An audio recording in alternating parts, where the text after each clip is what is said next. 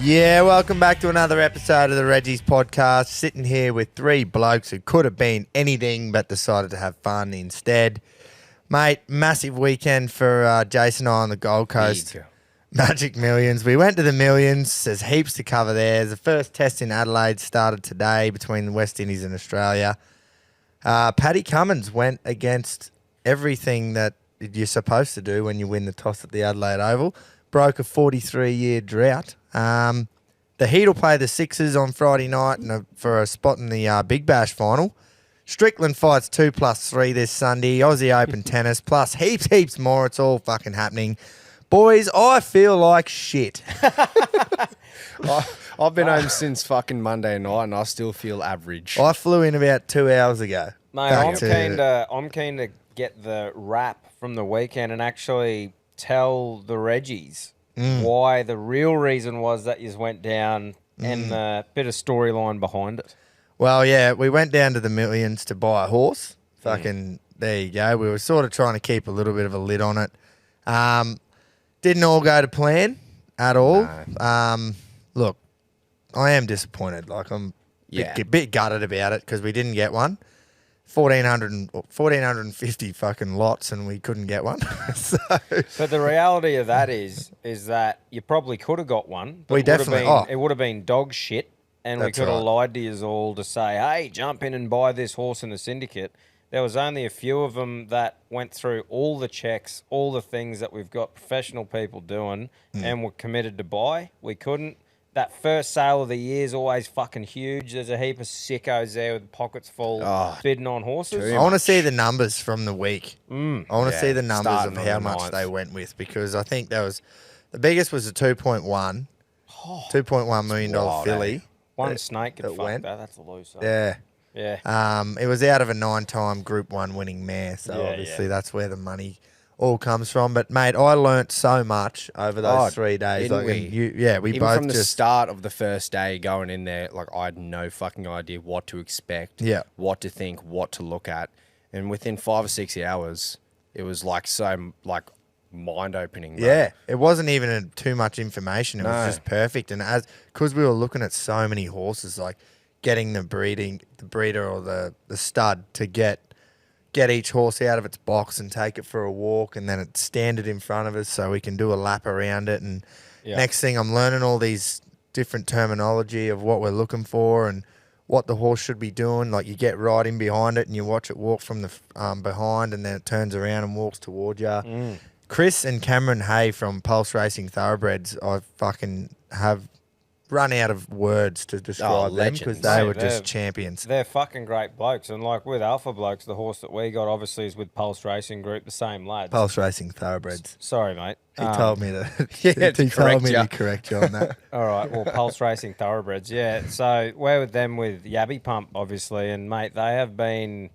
unreal the whole time, you know, and they're committed to doing what you guys did on the weekend and not just buying any old thing, like going through the process to make sure you give it every chance to be a fucking good racer. Yeah. So they've got a bloodstock agent, right, that works for them. Yeah. They get a certain percentage. If they, let's say, pulse buy a horse, the bloodstock agent gets a certain percentage of it just for nothing not for nothing because he's recommended it or he's shortlisted it. So they go in.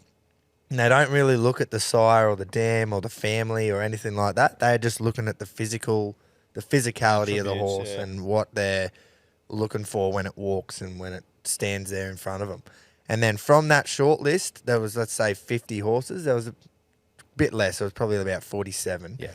And from that list, Jace and I, Cameron, Chris, we all sat down and we went through the sires, what sire was, because we just got numbers on a page, number fucking 1,060, whatever. And we'd go to the page in the book, look at the mother and go, oh yeah, nah, not really keen. Or you look at the sire, like fifth dam, which is like the level of relation. The great grandmother. So first is mother, right? First dam, and then second dam goes grandmother. So what Jace means there is on the page, it's got what the mother's mother did and what the mother's grandmother did. Yeah. Like, just so that you can see what the family's mother, like, bloodline, what they've all done. And if it got to the bottom of the page and you're up to the 5th one, it usually meant it was no good because you want to see something in the first 3. Yeah. And then we were looking at the sires and we're going, well, we're not going to be able to sell shares of this horse to the Reggies because they got no idea who the fucking sire is. Yeah. And so we'd come in on one and it was lot 1069, won't forget it. Piero was the colt. Piero was the sire out of Lonhro. Octagonal was in there because Lonhro was Octagonal's colt. Yep. And I'm just going, this is perfect, like these 3 massive names that everybody... Household names in racing. Yeah, like you don't even have to be that interested in it to know who they are. And I'm like, this is unreal. And I think it was out of an Avenue mare who she won 9 races. And we're like, this thing's going to go for $100,000. Like, we're not going to be able to afford this. And sure enough, it didn't go for that much, but it went over our budget. And it was like one of those ones where I wish it had went for 100. Yeah. Because then you go, oh, well, we were never in the hunt, but we were fucking pretty close. Like, we were within 20 or 30% of our budget. Yeah. And it was like, fuck, fucking spewing. But rocked up the next day, had a 2 darn hot colt that we were looking at. And 2 darn Lizzie won a race the day before. Streeted it. Obviously out of that same sire. And we'd marked this one. So Jace and I looked at each other on the Sunday when we were inspecting. And it was like at the end of the day. And we've gone to look at this horse. And we're watching it walk. This is as we started to recognise what a good walk was. And we've sort of looked at Jace. Like. And we're like, said to Chris and Cameron, we're like, do we just think we know everything now? Or is he fucking strutting? And they're like, nah, that's a good It was walk. a strut. Really like this. Wasn't short steps. It was reaching out nice, getting like that maximum stride. Yeah, and just bobbing his head up and down, man. Bobbing I am a deadly cunt. Yes. He was, man. He was bobbing his head going, fucking look at me. Like, And people like, oh, it's a bit smaller. But I was like, no matter how fucking big it is, look at that cunt walk. It looks fast. Yeah, it was awesome. It was fucking unreal. And then talking to other people, like I met one of my dad's good mates. He's heavily been involved with it for years. He's got horses everywhere. And I told him the lot number and he went straight to the back of his book and he said, oh, yep, my bloodstock agents marked that very highly. Yep. Straight away we went, oh. So we're not going to be fucking in with a shot here. It ended up going for 115 or something. Yeah. So I got to fucking stick the hand up twice. Yeah, nice, mate. But I was very quickly gone. Yeah. Outbid. Outbidded. But that was the thing. What point we're trying to make is we had a short list of 47 horses and we only put bids in on 2 of them because that's what we got down to was 2 fucking horses.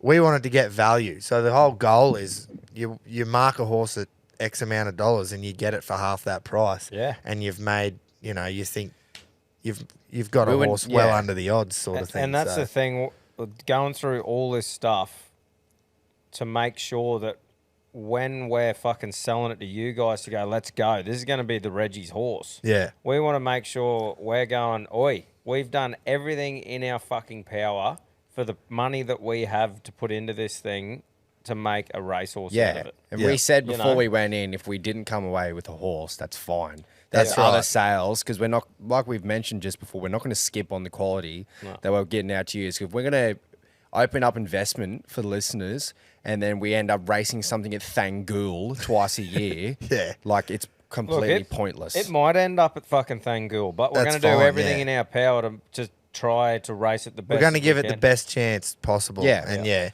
like we want to get value out of it. So we're going to mark horses at this much, like $100,000, and we're going to try and get them for cheaper than that. Yeah. So that's where we're at. Bang for your buck. So there's obviously more than that sale. So we'll be going to ones that we can go to and doing our best to try. But now you know the mission that we're doing. We're on the hunt to get a racehorse. We've logged the whole weekend too. Shout out to Noah. He come and hung out with us. Sarge, yeah, he told us to call him Sarge. Yeah. From his footy days. He had about 15 nicknames. Did he roll in and say, call me Sarge? Yeah. We kept calling him Noah, and he's like, just call me Sarge, boys. Yeah. His footy days, apparently. Cottrell, so we called him Nick for a while. Yeah, nice. Good lad. And then, great lad. Great lad. Very good at what he does, too. Yeah. So I think it'll be exciting. I'm keen to watch that because he's took all the footage and we can actually, and the listeners, watch that and see the whole process behind it. Yeah, exactly. And we did get a lot of hours of footage. So obviously it's not going to be out tomorrow because we just got home, but it'll be out in the coming weeks. It'd be awesome to see. We were talking off air and we were almost going to say, go and watch the vlog to see if we got one. But I'm like, no, fuck that. Let's just tell the listeners we're unlucky or we got outbidded. We didn't get one, but 47 horses and we only put bids in on 2 must tell you something that we were very diligent. Is that the word? I think it sounds good. That works. It works.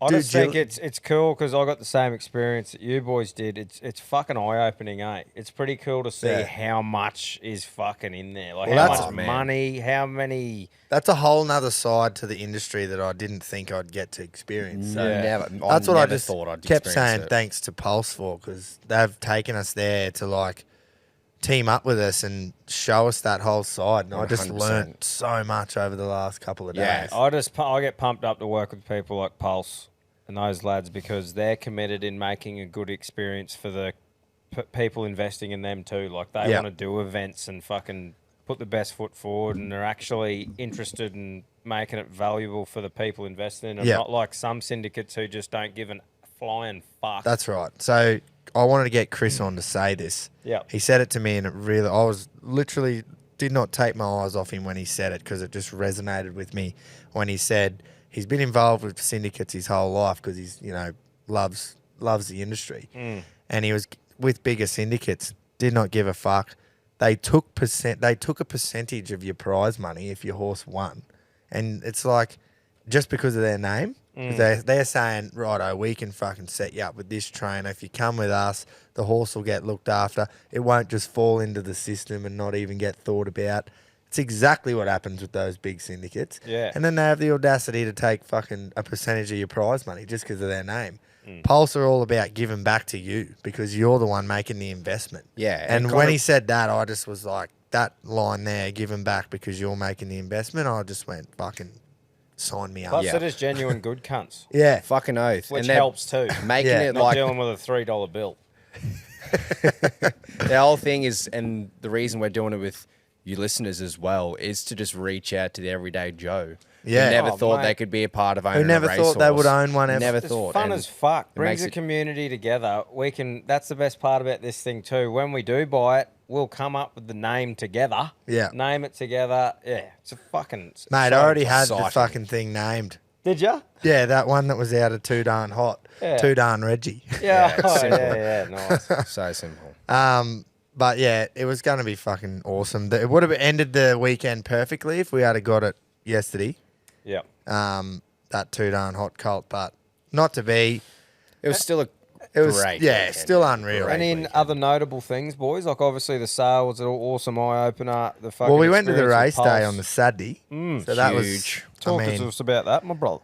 Oh, flew down Saturday morning, hired the car, drove to Goldie, made great time. I thought we are fucking on here because when your plane normally just starts taxiing off the runway at flight time. Yeah. This thing was turned, ready to fucking take off at fucking 6:44, and it was a 6:45 takeoff. Soon as it ticked over, boom, off we went. And I was just like, we're on here. And not just the plane and the roadworks. It was that this big long cunt walks faster than anyone I've ever met.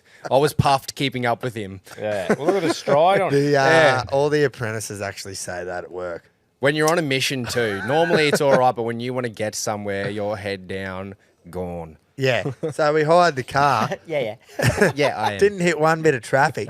Bang. Got to the fucking to the room, like not into the room, but to the hotel way earlier than I thought we would. We were at the track by 10, 10:15 or something. Yeah. was pretty early. First race was at 11:20, and that was the big B1. The big B1 versus B2 race. Yes. We got all that on footage. It was perfect. Nice. So Perfect. So that'll feature in the vlog, eh? The B1, B2. Yeah, yep. Yes, nice. And Barbs got it by a length. It was about a length. I think Constant Flight run 5th under the limit, coming well late for 7th, I think, and that was what happened. But the old boy said, he said, mate, Button's horse, 1,300 Ks he had to travel. He missed his last run on the Wednesday, a little jog around the track. He couldn't find anywhere to run it. All the odds against it. I'm just like, back in the bar. I can get in that. Yeah. I can get it. I can get around that. It's a long way to go. Yeah. The footage we got was great. But he's right. A few little cameos from the boys. One of Barb's cameos was prime after the race. So we've gone into the stalls and fucking Barbs is walking Constant Flight through. Durry out the mouth. The happiest, with his reg on. Yeah, the happiest fifth place at the track. To run fifth. B1. He's just thinking in his head, B1. Yeah, I'm secured B1. I can't B1. wait for the spiel today. I would have loved to have seen B1 Barbs just steaming. Yeah. With confidence high. He was strutting. He would have been like that horse you just watched in a good walk. Yeah. If he was at the Magic Millions, we would have bought him. You wouldn't have been able to fucking afford him. Yeah. We would have got outbidded. Yeah, that's right. Like some other sick fuck. I had lunch with him today, actually. How was it? I had a bit of time. Obviously, he lives north side of Brisbane. Would have been at Barbry's local too. It was at the local, yeah. It was at the Hammer. Went in, had a palmy. Yeah, it was good. He fucking knew everyone at the pub. Called them all by their first names. As a good local does. Yeah, yeah. Actually, I shouted him lunch, got him a palmy. Yeah. And they've come out. Oh, I said I wasn't going to say this just in case we cop a bit of lashing of it. I'll see what you think. It's perfect. So we've got the palmy, and I've got I always get a little sauce on the side for the chips. Fucking as you do. Obviously not for the palmy because it's got the fucking cheese and nap sauce. But anyway, even if you you put a bit on there, whatever. Yeah, get in here. Barbs has got a pepper sauce, and the chick brings it out, and she goes, Barbs goes, "Oh, can you get us some vinegar, Dale?"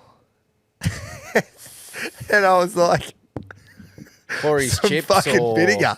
What the fuck? And I said, wait on, I've heard of this. This is an old cunt thing. He's just poured vinegar all over his chips. Oh, what? Hold up. So you're in the same boat as me? You'd think it's a bit strange? We'll put it this way. If I was sitting there and I had me gravy ready to pour over me chips and someone reached over and poured vinegar, I would just backhand them. What the fuck? Like, I know there's the old fish and chips, there's a bit of vinegar, a bit of lemon floating around, but for me, Russ, she's chicken, salt, or gravy round chips. I'm not completely opposed to it, but not with a palmy, yeah. Fish and chips, Righto. I fucking definitely have vinegar. Slightly out of line by thinking that. Well, put it this way. I'm 30 this year. I've never gone to a pub with any cunt, right, in my life so far. This is just me. Yeah. This is just me. You don't do it at a and pub, my bro. life, nearly 30, big pub goer. Big palmy orderer. Big pub goer. Gone there. I've never heard or seen anyone sitting with me anyway say, hey, I'm just going to get some vinegar to pour on my palmy or chips. Yeah. That's I think just me. I'm telling you, it's an old person thing. Okay. Maybe it was before they had Diane and gravy and shit, and all they could have was vinegar. There'll be a few boomers that message in saying, you blokes got no idea. But I agree with the pub that it's a fish and chip shop thing, not a fucking pub thing. But even then, I'm just going lemon on the fish and keeping all the sour shit off me chips. Even me, I'm a bit opposite, Anyway. I suppose, to some. Like, obviously, lemon's a huge one for fish, but even me with fish, I'm a big tartare slut. Yeah. I'm not really just about the tartare. lemon or vinegar at all, to be I honest. am. But if I I am. had to do it, I only do it with fish and chips. would. So. But yeah, but this is the thing. I'm not going to sit there if someone else gets vinegar and go, oh, yeah! But I mean, me personally, I'll probably sit there a little bit and go, oh, that's a bit fucking weird. Keep that away from mine. oh, well, anyway. I thought it was... On your Interesting. bar. Yeah, it was interesting. And they bought him a mountain of it too. He didn't use it all. But anyway, Okay.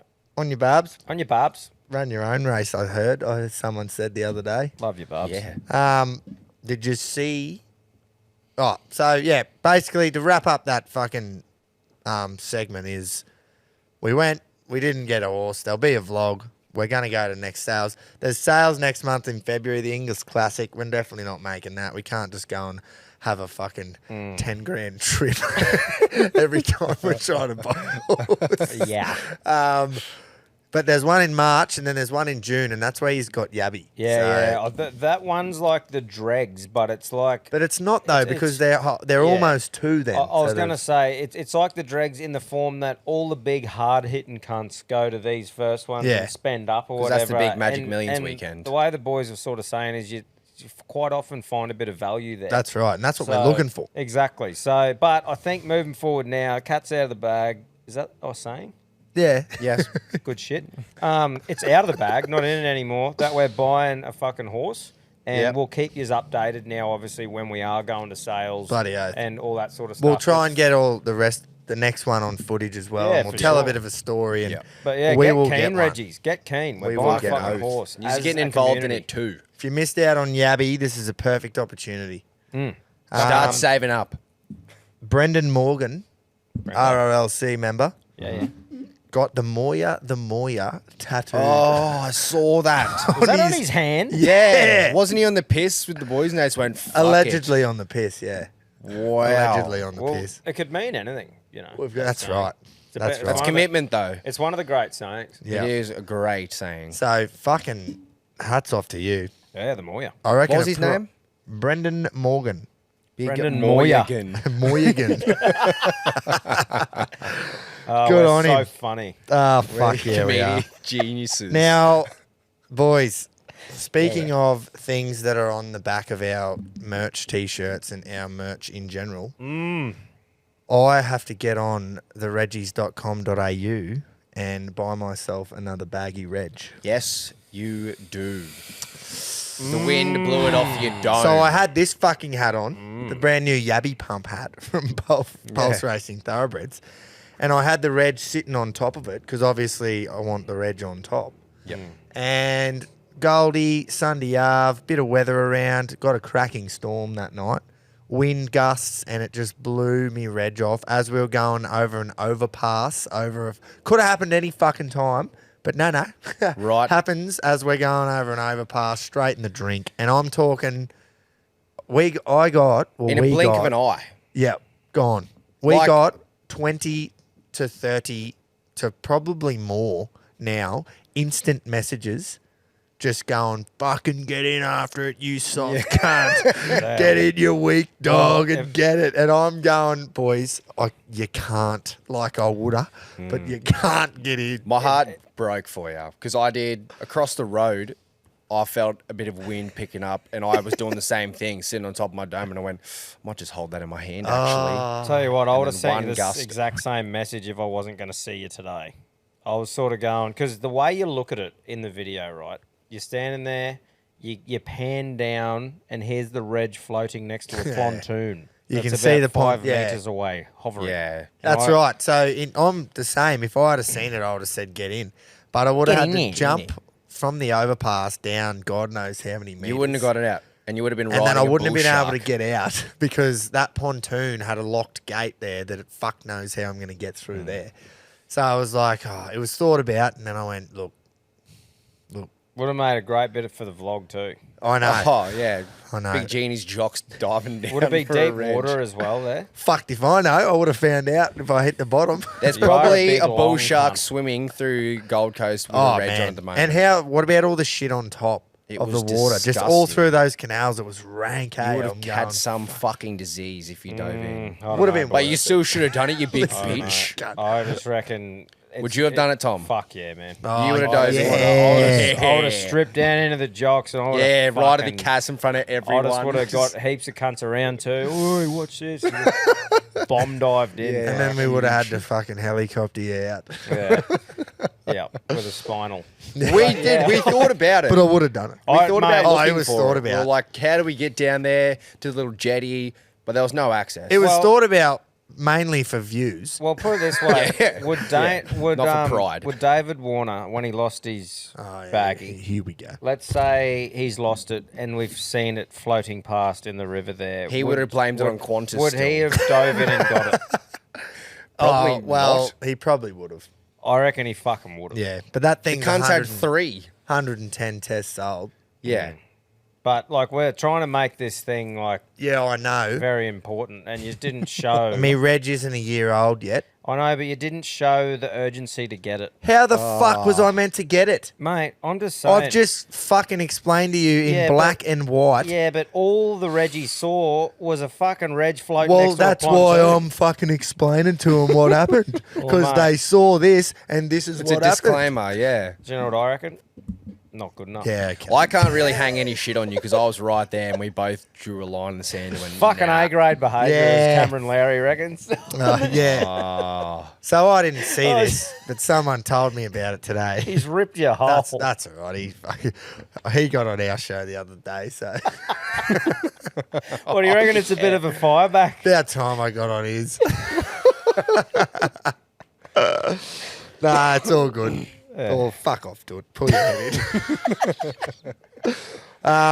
It's enough of that. Yeah, right. Something that...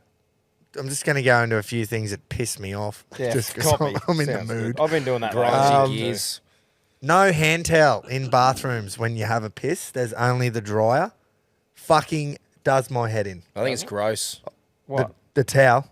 No, like the fucking hand dryer. Well, I don't care about the grossness. I just want like it. The towel so I can dry the cunts properly without standing there for 5 properly minutes. And like I'm not a big germaphobe, but those fucking things are gross. It's that the reason they're in there is for germs. Yeah, I've seen enough videos that they're actually fucking disgusting. Oh, well, like anyway, go. Try No, go. Today just tipped me over the edge. Yeah, that's fair enough. Went to the hammer and had a piss. Washed my hands for the first time all week, and then I've gone to the hand dryer. And I was standing there and I'm going, fuck's sake. The only real effective one's the big Dyson. And then you just do this. Just go the Reggie dry. Well, I did. I just wiped them on my fucking hands. See, is this controversial? Like, if it's easy to wash my hands, right? If it's just like, have a piss, it's right there. Wash your hands, habit. If you're outside... You just go for a fucking slash and you don't even think twice about washing your hands. 100%. Or if it's packed in there, you just go for a slash. I reckon. Fuck back off. Like, is it gross? I don't give a fuck. I reckon one every third piss. Yeah, 1 in 3 pisses, I'll wash. Yeah, that kind of contradicts my point about the dryer because I'm the same. No, but if it's... I'm like, ew, I'm not drying my hands with that, but I'll piss all over my fucking hand and walk out. But it's your piss and it's your cock. But I don't piss on me hand. No, neither do I. Shake me If it's there, I'll go, that's a bit bad. Like, I've touched me dick, but it's my dick. 66. If I was holding your dick, I'd wash me someone else's cock. I'd wash my hand every time holding your sword. I probably wouldn't hold your sword while you piss in the first place. Well, that's what I mean. But I'm just saying, if you had no arms, if it's easy for me, I'd do it for you. And I'm not in a rush, I'll wash my hands. But I'm just saying, not a massive one for me. 66% of the time, I won't. There you go. There he goes. 60% of the time, you won't every time. Yeah. But so you're just not a fan of. But the if old I do, dryer. give me some towels so I can fucking dry them. The old PT.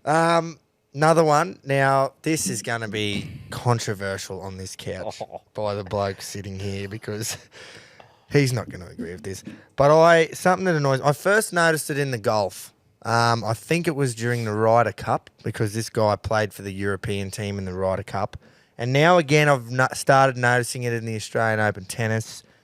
Not commentators and sports journalists not even making a single attempt to say old mate's name right, the right way. Who? Just absolutely. So the first time I noticed it was Ludvig Åberg plays golf. He's I don't know if he's Norwegian or if he's Danish. He's Danish. He is Danish? Yeah, he's Danish. So his name's Ludvig Åberg, and the oar comes from an A with the little circle above it, right? And the sound it makes is oar. It's not an or an A. They fucking get rid of the little circle above his A in the golf, and they call him Åberg, the Yankee commentators. And I'm like, just call him Åberg. Stupid. How fucking hard is it?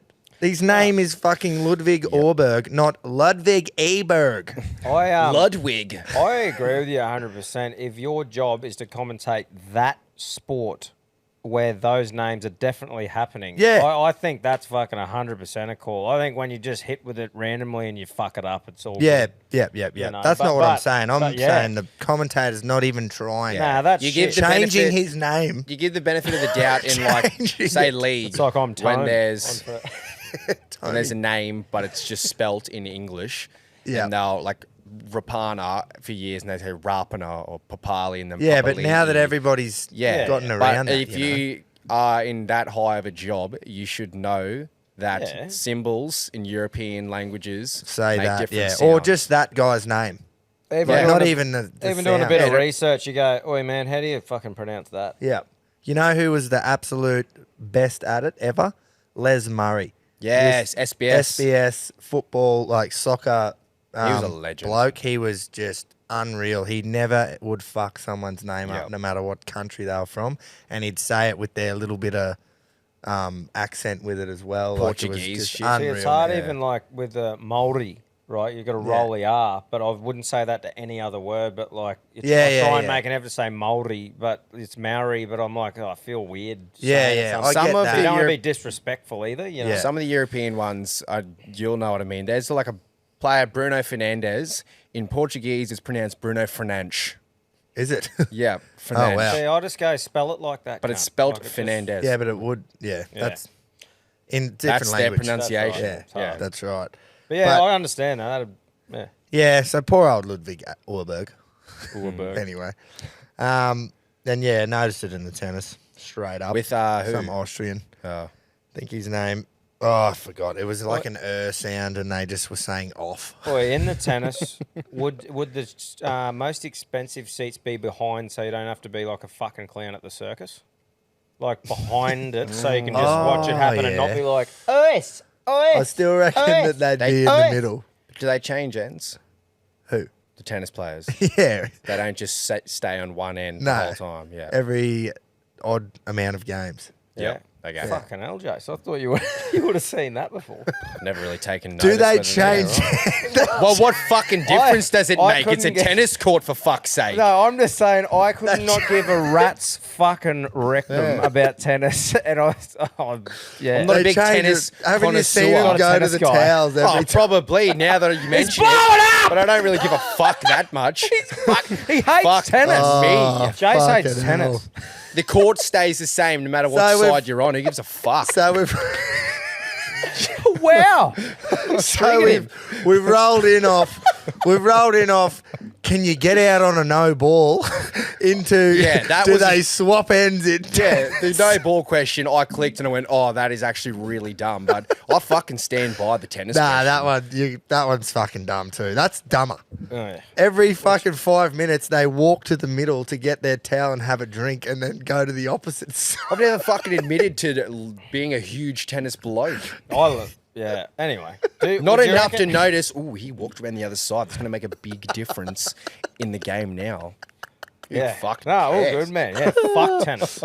Yeah, Would fuck you- it. But back to the initial thing. Do you reckon like the prize seat at tennis would be behind the cunt, so you can just? I reckon that you're onto something there. Yeah, that's well, where now I'd that I know choose they to sit. change I bet sides, you so you it's get to not. see everyone. You I don't bet reckon? you it's not. Yeah. I bet you all these spazzes. I just reckon you'd there. see Well, then, the best angles. Like if it was- shots If you're up going- high enough, you wouldn't have to move. Fuck all. If the though. best seat was side on, the cameras would show the tennis from side on. that's a good The call. camera angle comes from behind. That's fantastic. How have you not And he- noticed that, you big dumb And he cunt? just resurrects himself. Yeah. That No, is fucking chalk and cheese too in dumb levels. Yeah. So fuck you. But I still would rather go and watch the cunts moving their heads rather than the tennis. Yeah, you've mentioned that. Anyway. You do like that. Call. There's tennis. Um, Jace fucking hates tennis. I've I got. don't hate tennis, but yeah, that set me off. Fuck you. Oh, cunt. That fucking was that good. Very, very great call though. With the, that's what the angle would be if it was the best. Yeah, Yeah. brought myself up a little bit. I still stand by it. Ollie, Still down. I've got a bit of Ollie Robinson news, boys. Bit Do you of remember fart in the that? bath. Do you remember that bloke That whose big career has-been. I sunk with one comment? Yeah. yes. that one clip, that fucking one Big G1. comment. fat heap of shit. Wow. So he's put up a fucking video, right, on his Instagram had some deadly rap music over the background. It was sick. And he's fucking, it's in slow-mo, right? And he's fucking bowled a ball, massive no ball, but it's in the nets, so it doesn't matter. Big no ball, hits middle stump, and it's in slow-mo. I'll read you some of the comments. Yeah, right. Because the internet is a fucking lethal place sometimes. So someone straight up said, do you like bowling no balls? And he actually replied to this one, Big Ollie, and said, I almost put it as the caption. Yep, fair enough. Next minute, this bloke's written, would love to see it in slow motion. That's good. That's class. And then next bloke, surely you don't need to train to bowl pies. And then there's bloke, remember Tommy Curran who tried to run over the official? Big when he no was ball, David Warner. You and Curran are both 99. flogs, this bloke's put. And then another one, probably your fastest ball. It was in slow. And then this bloke, first choice spinner for the Indian tour. Oh, fuck me. I could keep going ruthless. too. Like, it was just so many. I'm pretty sure at one point he turned his comments off during the Ashes as well. Yeah. For fucking good reason. The last one, I couldn't keep going, but the last one was, is this sped up?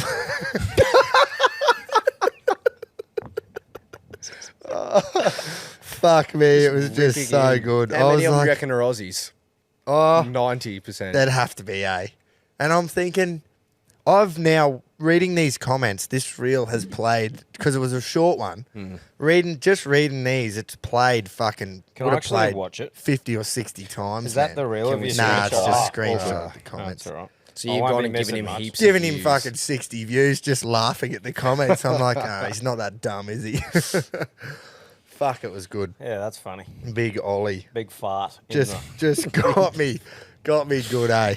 Anyway, good on him. There's your pommy sledging for the win. Yeah, that's enough, we Pom. actually can't go an episode without him, eh? Did I don't you think we should see either. No.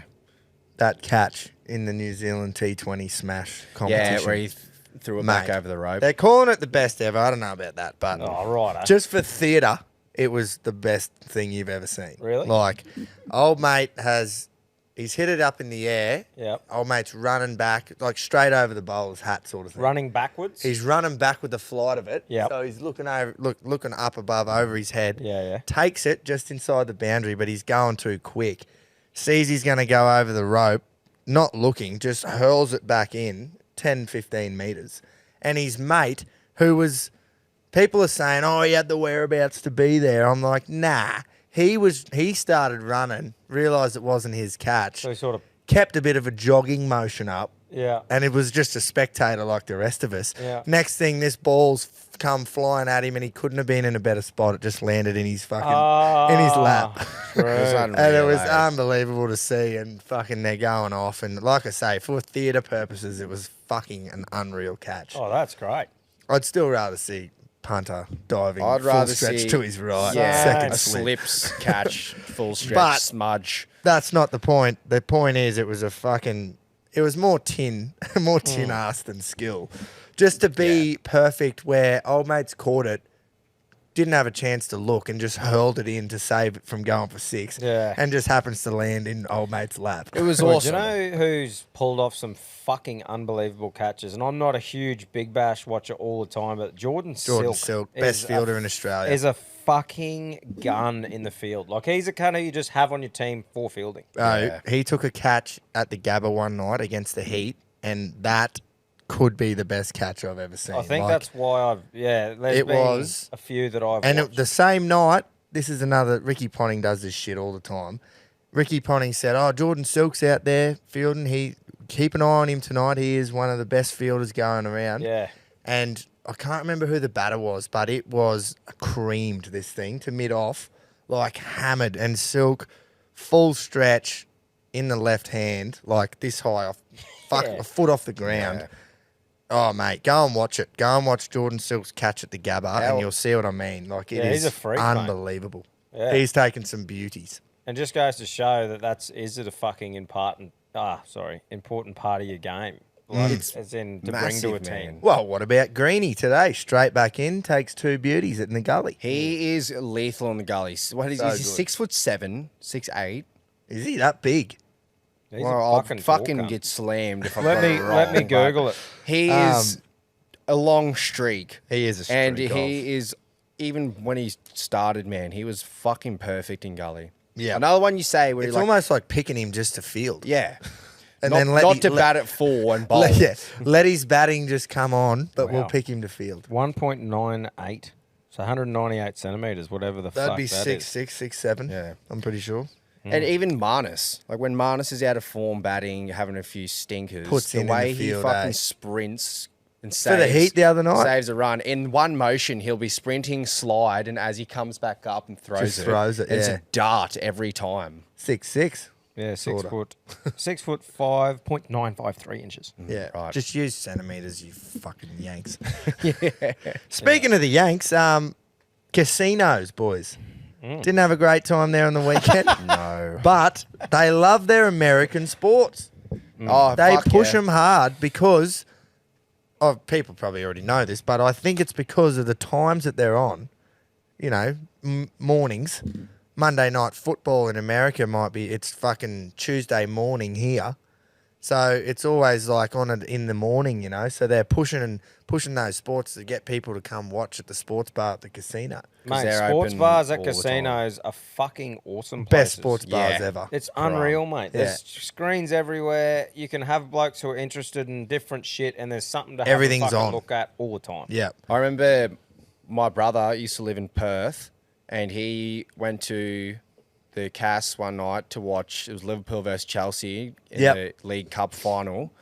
And, dude, the way they carried... Liverpool won a penalty shootout, and the way those fans carried on in there, flipping tables and beers thrown around, it looked like they were on fucking Anfield Road, man. Yeah. Like, it was prime. Except at for 2 Adelaide. a.m. on a fucking Sunday night.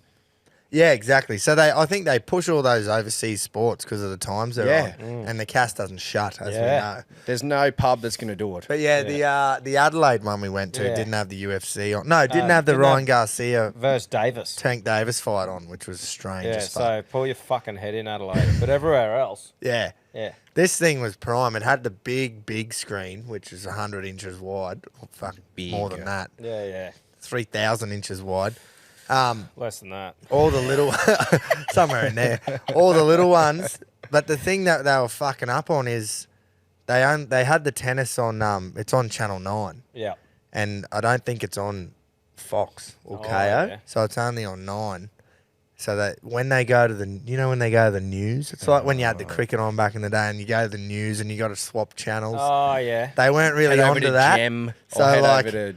The news was on for 15 minutes and I was watching the Kokonakis game on my phone. Why don't you say something? Gem hadn't flicked over yet. Mate, imagine how many cunts go up to him every day and like, can you put this on? Can you change off the news? It's a sports bar. Yeah, they figured it out, but then it was too late. So then the news finished and Kokonakis was back on the main channel and it was a big fuck around. But how'd the old cock go? 1 in 5 sets, mate. It was a great match. Great match. Good shit. Against against an Austrian. The Austrian, I reckon, should have beat him, but he was just in his own head all day. Like he would be winning the set. I think he was winning the set 4-1 at one point, and I've noticed he lost a point and he's just carrying on. I'm like, mate, you're up 4-1 in the set. Like, you lost 1 point, just settle. Whereas I think Kokonakis, he was way more composed. You know, old mate, the Austrian, hit some of the best forehand winners, fastest forehand winners you'll see. Yeah. Like proper just slaps. Kyrgios slaps at the ball and they were just coming off. For a point there, they were just all coming off. And I'm going, he says there is no way he can hold this level. Absolutely no way. Because it's fucking impossible to just keep swinging that hard. Swanging. And hold that level. There's a reason that they all can't just swing as hard as they want and fucking maintain it. End up with tennis elbow. Because he held on, Kokonakis did, and he didn't get, carried away and ended up winning. So good on him. Tennis is one of those things for me that I can appreciate a good game, and when there's an Aussie to get behind, it's great. But Like, I know you love it, Gropes. You love all sports pretty much, and you were really good at tennis and still can play tennis. Anything to do with balls, you're good at. But, balls and something in your hand. Yeah. He's good at. That's right. But balls and a rod. But yeah, it's just for me, 5 sets is fucking too long for me to be interested in the whole time. Really? If it was 3 sets, I'd be all about it, man. That's why I'd rather watch a fucking... Like, just 3 sets so it's over and fucking done with. 5 sets goes for fucking controversial. Next note of topic to talk about was controversial topic. Should the women play 5 instead of 3 because they get paid as much as the men? I didn't having to watch the chicks game for 5 sets. That is true. Don't even think about having to go at us for that, because go and watch a women's match of tennis and go and watch a men's and tell me that you didn't like watching the men's better. It's not sexism, it's just skill. It's more entertaining because they're musclier and they hit it harder. That's as simple as that. And that's genetics. It just is what it is, bro. Yeah. So anyway, I absolutely loved watching those 5s. It went for 4.5 hours. Oh, and it was an epic though. What do you prefer? I was into it the whole time. Do you prefer T20 or Test cricket? Yeah, but that's cricket. Yeah, exactly. So if you were interested in sport, you would like to watch 5 sets. I'm saying this is my personal opinion. Yeah, but it's the sport of tennis. It's not. Yeah. And my sort of thing is, this is where I get to, right? I get all excited. I see someone like it might be the 3rd set and they're about to win it, or the 4th even, and I go, oh, here it is, and he gets it back, and I'm like, another set. Tennis purists would love the 5 sets thing. It's just me personally. I go 4 and a bit hours is fucking a long time for any game of sport, apart from Test cricket, obviously. But it is just personal preference sport. Someone who doesn't like golf can barely stand 9 holes. True. Someone who loves golf can't get enough after 18. Yeah. So it's just and even watching preference. Like, people say, 4 days, Liv are saying it.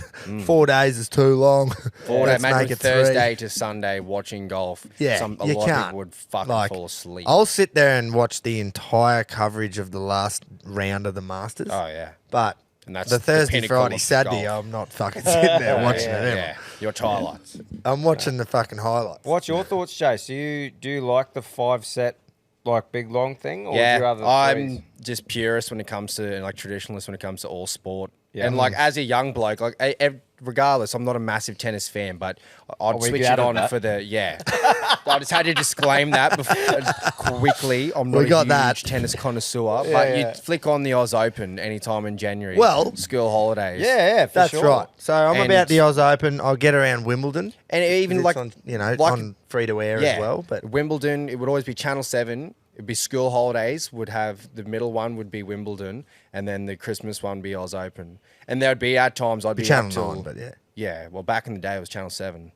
And then you'd be up. I'd be up until 1 a.m. watching Nadal or fucking Federer that's or right. Something. I can get around them. I can't really get around the US Open or Roland Garros as much as Wimbledon and the Oz Open. Yeah. But I'm not watching fucking ATP tournaments either. I'm not that into it at all. Yeah, I think 5 sets is. I don't think that should ever change. Davis Cup was right up my alley because it's a team that the thing. Aussie, Australia, your country versus another country. Yeah. You got a men. There's what is it? There's 2 singles.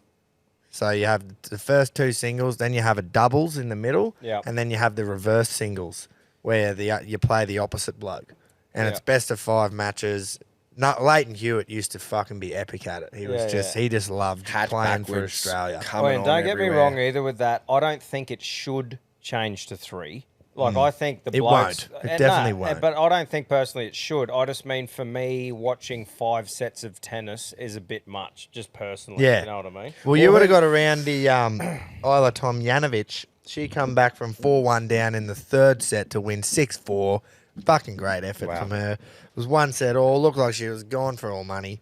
Who knows? They might actually bring out a short format tennis. No, we'll see. What I like to do is tune in for the last couple. And go, right, it's 2-1, let's go. Who's winning? Yeah. Oh, mate. Back in the old Fed Nadal days, I was glued to the TVs to watch the whole 5. I think that's a little bit different when you've got... It's like the state of origin of fucking tennis games. If it's just 2 random cunts playing 5 sets, I'm like, fucking paint dry. What about an Aussie, though? Like, if Alex de Minaur, he's won again today. He's into the... into the third round. Yeah. The demon, they call him. Yeah. This little skinny rake, and they call him the demon. But, like, I'm going to be glued now. Yeah.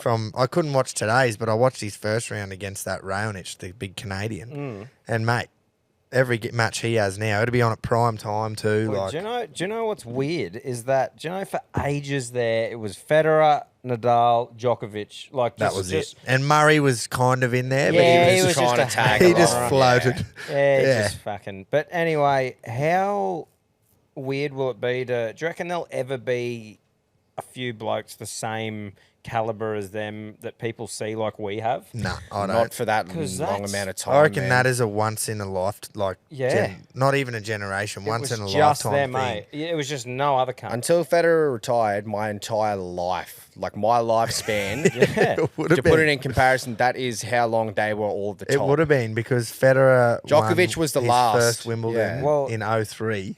And that's when this when I was born. It goes to show Wimbledon, though, that would have been before I was fucking born. But someone like me who has no interest in tennis at all knew those three for sure. Yeah. Like if anyone said that. Right now, gun to me ahead, if someone said, who's the top such and such, I'd get shot. Well, you'd still go Djokovic. Because Djokovic, but I mean top 3 or 4. Nadal's still doing pretty well too, isn't he? What is he's the rankings? pulled out, though. Djokovic is 1, and then that Alcaraz from Spain. Carlos. He's 2. He's fucking really challenging Djokovic now. Yeah. Like he's beat him. How old's the Grand Joker Slams. now?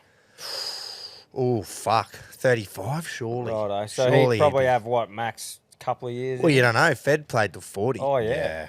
But, mate, just on Djokovic. He's gotten a bit better, I think, in the last few years. He's come out for some charity and like... Is this your extremely hot take you told me on the weekend you're about to hit us with? No. Nah, you had a hot take about Djokovic. Did I? You did. Oh, was I full of piss? No. You said he's only ever done enough just to, he'll just play. When he wins. Yeah. So he doesn't win. He just waits for the other cunt to lose. He doesn't try and play That's how good he shots. plays. He just plays back to him or something. He doesn't hit winners. He just hits it back and waits for them to fuck up. And I hate it. Federer played the complete opposite. Federer come out and tried to win the match every time. Whereas Djokovic is that fit and that good at returning and that solid off both wings that he just gets it back every time. And old mate can't fucking have 40-shot rallies every time. So he just grinds them into the ground and it pisses me off. But what I was going to say is Djokovic, I feel like Australia's warmed up to him a little bit in the last few years because he's come out for some charity stuff and he's had a laugh and had a bit of a muck around. And I reckon... but no one liked him. No one cheered for him. No one liked him. And it was because Australia's never gotten around an international sportsman like they did Federer. Australia just loved the Fed. Well, and so when not like that, everyone loved him, man. When Djokovic started beating him all the time, it was like we weren't upset at him. We were just cheering for the Fed. So of course we're... And I reckon he just took it to heart a bit too much, and he was just unliked. He's gotten a little bit better. Wasn't there a bunch of shit with around COVID as well? Yeah. He tried to come in unvaccinated. That's fucking another thing I hate him for. Because not that I was all about getting vaxxed. I just did it because I had to get into the country. He was trying to come in while I couldn't fucking get over to see me missus, and I was like, "Fuck you, cunt! Yeah. Go and get your personal needle." vendetta there. Yeah, but no. Anyway, that's fucking nothing to do with why we didn't like him for 10 years before that. Yeah, it was all just around. We loved the Fed, and why are you beating him all the time? Why are you winning? How impressive that Fed just looked like a fucking accountant and was just an absolute lord on the tennis court. He had arms fucking like mine, little skinny fucking things. And he was just an absolute god. Fluent. Oh, man. It's so impressive. Because he wasn't much of a fucking heavy hitter. His pace, his serves weren't he was so crazy fast, were they? Just glid across the court. Yeah, he would just exactly He was so good. He was 9 out of 10 in so many areas. Fucking unbelievable. For a while there, no one was ever going to beat him on the grass. 3, 4, 5, and 6. Is that because it's slowed? Is that because the grass slows the whole game down? Speeds a bit? it up. Does it? Yeah. Speeds it up. Yeah. Yeah, right. Yeah. I'm fucking. That's how much I know about it tennis. skids along. Whereas on the clay, Nadal was so good because he had that massive big whip around topspin thing. Yeah, okay. And you'll find that rallies go for so much longer on the clay because the ball bounces and just sits there saying, hit me. Whereas on the grass, it goes and just skids through. Yeah. But US and Oz Open are the same. They're hard courts. Yeah, just hard courts. And that's just, is that in between the two? Is that like the happy medium? Yeah, probably. Yeah, with the bounce and that. Yeah, like the most fair. Yeah. Well, yeah. You could probably say that. Yeah, because it's like just a fucking bit of Crete, isn't it? Yeah, or whatever it is, instead of grass or clay. I will never ever be able to be swayed to say that anyone was better than Federer. I don't care about Grand Slam titles and shit. Nadal won fucking 13 of them on the one court. It kind of looked like a nipper crab at one stage. He's got the big one fucking... the big left arm. And the other one looked like mine. Like this. But to your first point, no, I don't think we'll ever see three blokes just fucking all at that level going at each other just year after year ever again. Surely. There'll be fucking impressive. There'll be a bloke who's just better than everyone. Oh, he'll win 30 Grand Slams, but I don't think there'll be three just going at it. Well, that was just they were just tennis. Three goats. Yeah. Weren't they? Like if someone said tennis, man, they're the three that every cunt, whether you like tennis or not, knew. And then when they had a spare spot in the cab, they'd get Andy Murray to jump in with them. He'd win one every 5-6 years. They all went down with Gastro. He won a couple. Yeah, there'd always be a random two. Yeah. Like every couple of years, there'd was be... it Stan? Wawrinka. Stan Wawrinka. He won one. Yeah. Fuck off, Stan. Fuck, it was a big Czech Republic or Croatian. Fucking forgot his name. Yeah. I don't know. Cilic. Joe Wilfred Songer, did he win one or no? He got. I don't think he won one. He made a final. Yeah. He made a final. Marin Cilic. He was Croatian. He won one there in the at the US Open. But Didn't Andy Murray have that really fucking annoying moan? When he'd, like, in his... I think he was just a sook man. Like he'd lose and he'd just sook. Oh, he's not even a palm. He's Scottish, isn't he? Jeez, you'd have to have a fucking soundproof walls for Sharapova in the sack. She was off. She was playing tennis at the time. It has to be fucking That's exaggerated. like a fucking whale. That's what it was like. She didn't sound like that at all. Oh, what was it? All right, hang on. I'm going to look up YouTube right now. Find Andy Murray's there because I swear he had a really high pitch annoying one too. I'm going Sharapova. And just on the Andy Murray thing, when he won, he was from Great Britain, but when he lost, he was Scottish. Yeah. I mean, that's all I remember was the Union Jack. They didn't have... Why? The fuck is that the case? It's different in all sports. Yeah, it's like weird. the Olympics, you got Great Britain. But here we go. I don't understand we got today. Azarenka and Sharapova, two howlers on the court. Let's have a listen to this. Hang on, we got an ad. No, I'll just hold it up to the mic. Oh, righto. Because, I just remember them just carrying Oh, she was on. loud, but it wasn't a big... Ooh, like you We'll see Which one married Get Red YouTube Food? Premium for fuck's sake. Off the court in the gym, There we go. they're putting in those long hours, and it's paying off. I mean,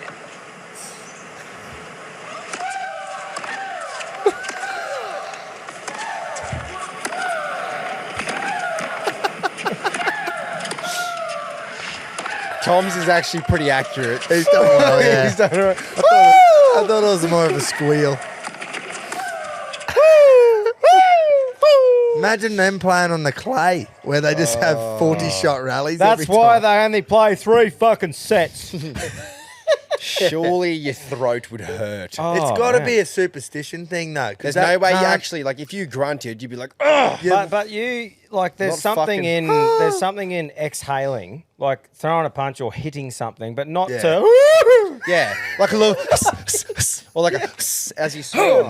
Yeah, but a fucking that's got to be, like you said, superstition makes them fine play for carrying better. on like that. Their shot is better when they fined. howl. Should be fine for a maximum carry on. Yeah. Anyway, Which one of that's them- fucking an hour of tennis. Yeah. wow, we've covered a lot. And we'll see his... cricket, quickly.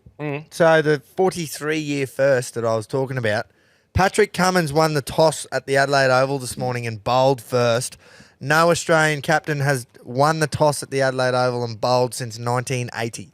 Wow. Yeah. We lost by 409 runs to the West Indies in that game.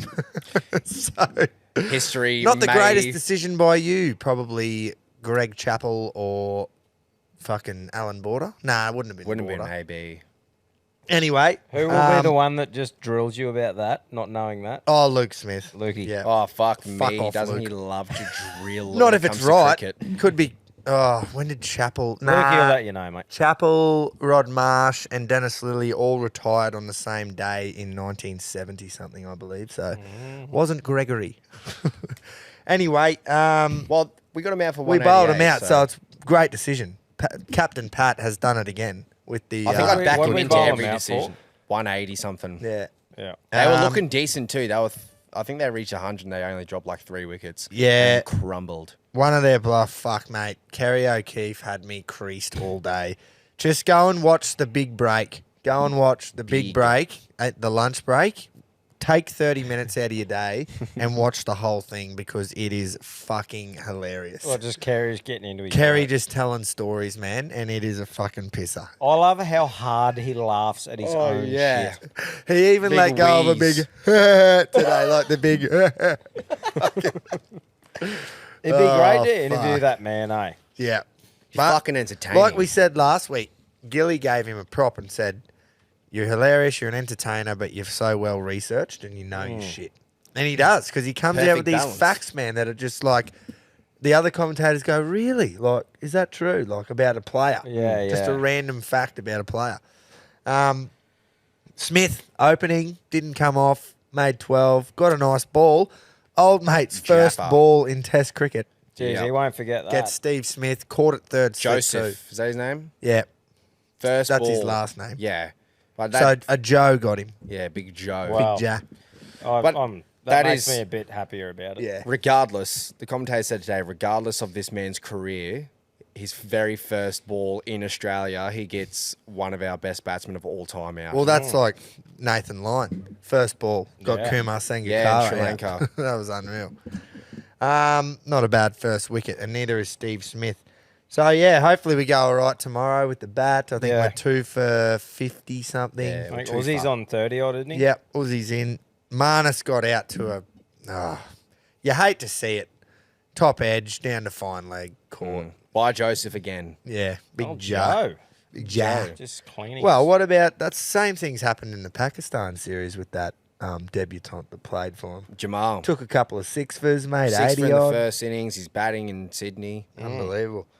I got a little quick one about. Did you see Graeme Swann's piece that he wrote? Or No. don't know if it was he wrote or if he said it. Prepare yourselves, I'm prepared. and just remember that Gary Lyon missed the last 3 tests of the Ashes. Right? okay. Didn't play. It can't be good if it's coming from Graeme Swann has said, if Jack Leach was available, Oh, fucking what? if he played the first 2 tests, England win the Ashes. what? Jack Leach. What is that? He elaborated. forward He fuck elaborated ever done on good? that. Like it was a bit more to it, but the fucking hypothesis to it was, if Jack Leach plays the first 2 tests, England win the Ashes. In what way? What benefit does he fucking bring? Mate, he bowls pies if and there's- can't bat. to Do you save his reckon there's life. any batsman ever, when they look at the opposition team, right, they're going, who have they picked? And they go, fuck, they've picked Leachy. Leachy's in, boys. You want to We're talk about a fucked. bloke that looks like an accountant? Absolutely So does. That Federer. cunt. Yeah. Yeah. But this bloke So even Smithy. more Four sure. eyes, just the least cricketer looking. Yeah, Yeah. look at, Cricketer look ever. at So our goggles. that is just fucked. Yeah, but our seriously. goggles can No actually way. bowl. Yeah, that's not. He That's so bad. Surely he's fishing for something. That's there. a terrible take. That's so bad. That's so bad. Swanee That's as fucking bad as that sucked cunt is. himself. That is just making shit up. Oh, yeah, that's So shit. Swanee's another one of those English cricketers that played well for 2 or 3 years, Goose. and he's a fucking all-time great. Didn't he come to boys. Australia and get dropped mid-series? Nah, he left because Mitchell Johnson was bowling too fast. Yeah, he was fucking scared. 2013-14, he retired a couple that year. Mitch Johnson, Jonathan Trott, and fucking Swanee. They And retired. scared a Too few. aggressive. The old mid-series retirement. Fucking hell. Nah, but they dead set went home. Yeah, I remember Swanee. so- Fucking he's on the same level as Leach for me. Yeah, so that's what I mean. They had a couple of good years, and he did bowl well. But he's another one of these English cricketers. He's not a game changer. He's not an Ashes game changer. He's not an all-time great because he played fucking 2 Ashes series. The only thing I remember from him is batting with Ben Stokes at Headingley. Leach. Yeah. Yeah. Making 1 not out. Yep. Yeah, and they won the game. That was fucking depressing. He's shocking. Anyway. He looks like he's never picked up a bat in his life when he's at the crease. Can someone, Pommy Carl, can you please go to Graeme Swann's residence and check that he is okay? Because he's clearly on some pharmaceuticals. I know we can't really throw stones because we constantly bring up the Poms, but it just feels like they still fucking bring it up that they should have won somehow. That's right. Be graceful in defeat, you motherfuckers. No, they've passed that. They're losers. Yeah. So basically they're saying that they should have won the Ashes properly, not just morally. If they would have won it, if they had Leachy. If Leachy played, they would have actually won it, not just morally won it 5-0. Oh, my God. Leachy. And you know what's even worse is that there actually is Poms out there that would have gone, that's a fucking great take, Graham. Oh, yeah. I trust that 100%. No, it's fuck. Pommy Carl's live in the studio. He's on the couch this week. I've already said go and watch Skull. Fucking on KO. Yeah. Do it again. Have you seen those? You would have watched this. It's pretty big in Europe. And I just remember one name, Jason Crump. He was an Aussie. Crumpet? Do you know, have you seen those speed bikes that fucking turn the wheel the opposite way and fly around the dirt trap? Bro, that is the fucking one of the craziest sports ever. They don't, no gears. She's just flat out or nothing. And you got to turn it the opposite. To go left, you got to turn the wheel right. To go left. And it's just carnage when you have a stack, mate. Have you seen there's another sport where it's the same thing, but there's a fucking person in a carriage, like a little thing, what do you call it? Beside the bike. Oh, the sidecar. The sidecar, that's it. That's the same sport, but with a sidecar. Fuck being in the sidecar. I can't I can't make it in the actual bike one. Let's go have a go at this one. Yeah. What is their purpose? That's fucking, that is wild. Free ride. To do that. Sport. But viewing it after the first lap, I'm like, righto. Any sort of, a lot of motorsports, that's me, man. Like, so many blokes love it. I can see why. Obviously, they love the engines and that, but whenever it's just a round track, I'm NASCAR. like, brother. Yeah, but that one's only like 4 laps and it's over in a minute. Yeah, right. So, and there's always overtakes and stacks and shit. How many laps is NASCAR? I'd be like, it's over. It'd be all different, wouldn't it? Oh, it's just for each race. Same as the V8. The V8s I can actually get around. NASCAR's big circle. Turn to the left. Yeah, I know. Yeah. But at least with the V8s, you've got there's a bit going on. The cars are pretty well very similar. Yeah. And there's a lot of skill in the teams and the drivers. Yeah, the circle. The old F1s, mate. I mean, yes, Max Verstappen had one of the best years ever, but if he was in another car, he's not winning fucking half those races.